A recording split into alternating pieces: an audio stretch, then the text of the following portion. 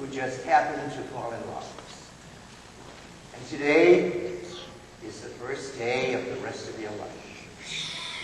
And marriage, my friends, is all about giving of ourselves. It all has to do really with relationship. It's never easy.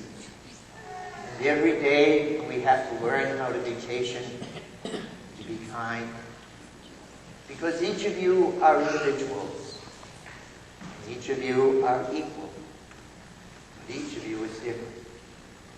And relationship is knowing those differences and looking all the time for that common ground upon which we can build life. You fell in love, and you are friends to one another. And all the days of your life, you will be one another's best friends. It is not easy for us to work together in relationship. But there comes to us a certain security when we know that the commitment that you make today is a permanent one. For each of you will know all the days of your life that you will have one another. And you will always be there for one another.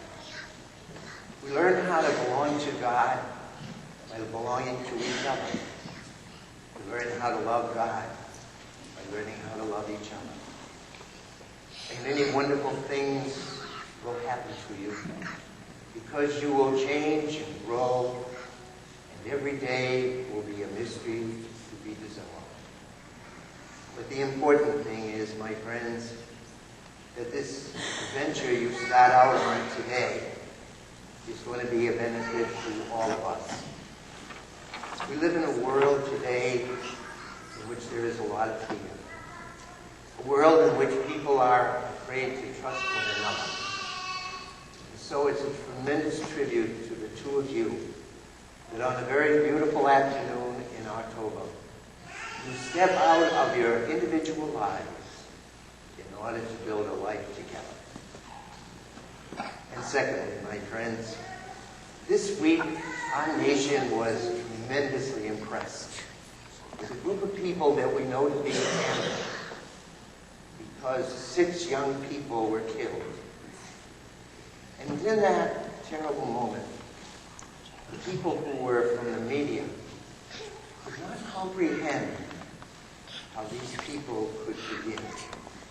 How could they possibly forgive something that had happened to their children? And the first thing they said was that if you belong to God, you have to learn how to forgive. We have to let go of the things of life and move on. And that brings me to the second point that I want to stress. That it takes 3 to get married. It's not just a wonderful man and woman like you two, but it takes God.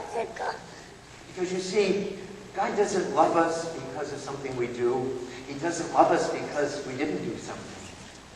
God is love. And whenever you open your mind and your heart to His incredible love, there's something of God is with you. If I want to know how God forgives, if I want to know how God accepts me, if I want to know about what life is, I look at the nearest prayerful married couple, and I see mirrored in their relationship for one another, the relationship that God has with all of us. What you do is you give all of us more confidence in God. You increase all of our faith, and you give us hope. And one final thing, and that is this. This morning, you gave to me a basket of food for the poor. And we're going to bring that basket of food for the poor up in a few minutes. And the reason I wanted you to do that was because the poor tell us something. They tell us that by their life, they are totally dependent upon God. They have to be. They don't have anything on their own. The poor always show us what God is like. And when we serve them, we serve God.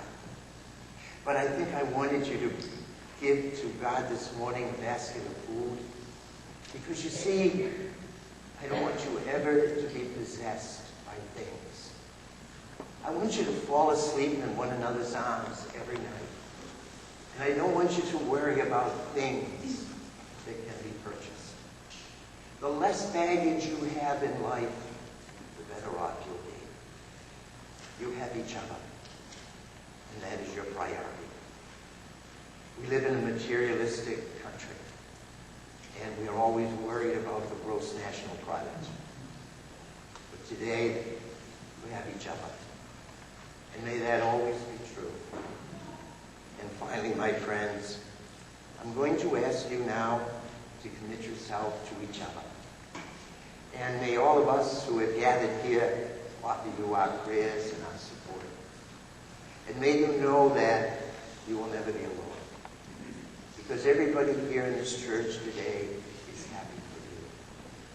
And all that we ask is that whatever the two of you find together may enrich all our lives.